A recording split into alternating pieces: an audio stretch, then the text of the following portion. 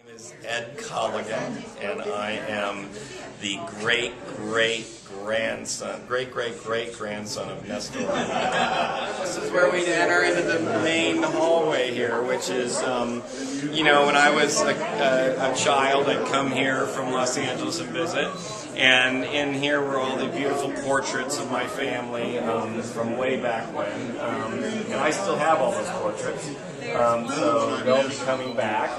And there was also some sitting room furniture and really amazing old clocks and stuff in here. And all the light fixtures were all pull fixtures, and you know there were no switches or all these chandeliers or anything. Really cool stuff. And all the paintings hung from these. You can see the the little hook things. The molding that's up here is all how the paintings were all hung in those days. And this staircase leads up to. This staircase leads up to a couple amazing bedrooms up there that they were done in a very unique style for the day. This was built in the 1870s, and in those days, most of the adobe homes were just traditional adobes that you see. This was the first two-story adobe in New Mexico, and so what the structure of those, one of the ceilings in one of the upstairs bedrooms has a really cool spiral wood, ceiling on it, and that was built to house a bed that is currently stored in the Brannigan Museum, which was in my family. It was imported from Manchester, England in 1865. And it's a beautiful, I've been all over Europe and I've never seen a brass bed as impressive as this one. This was my grandmother's room, but before that I'm sure it was Nestor Armijo's room, but this is my recollection of it. It was when I was a child. I'd come here and there was a big poster bed here that my grandmother slept in, and I slept right here in a small brass bed. And my other siblings, I have 5 brothers and sisters, and they slept all over the house, but my grandmother wanted me here. I'm the baby of the family.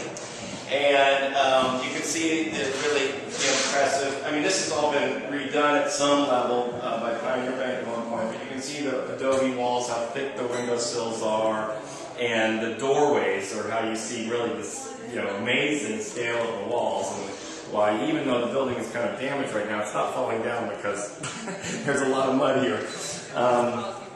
This was a walk-in closet at one point in time, and it's bigger. Somehow they broke this out, a little more. It used to just end right here, but it was a huge closet with all my grandmother's clothes and all kinds of goodies in here that we used to explore. And then across the way here was the kind of parlor and sitting area.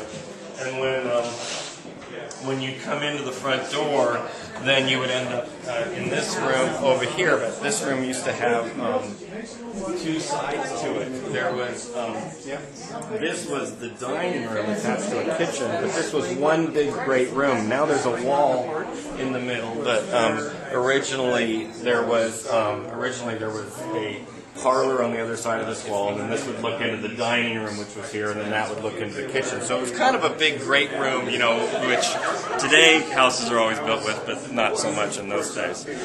And then back there was a kitchen, and off the kitchen was, kind of a sitting porch and an area out in the back. And then one of the fond memories I have is sitting on the porch out in front here, in the very front of the house. There was a porch outside, and we had a swing out there, and we'd sit out and look at the Oregon Mountains and watch the storms come in. And there was a little rocking horse that was unfortunately stolen off the porch here at one point in time, but there was a really cool old rocking horse that we used to ride and hang out. And that's my memories.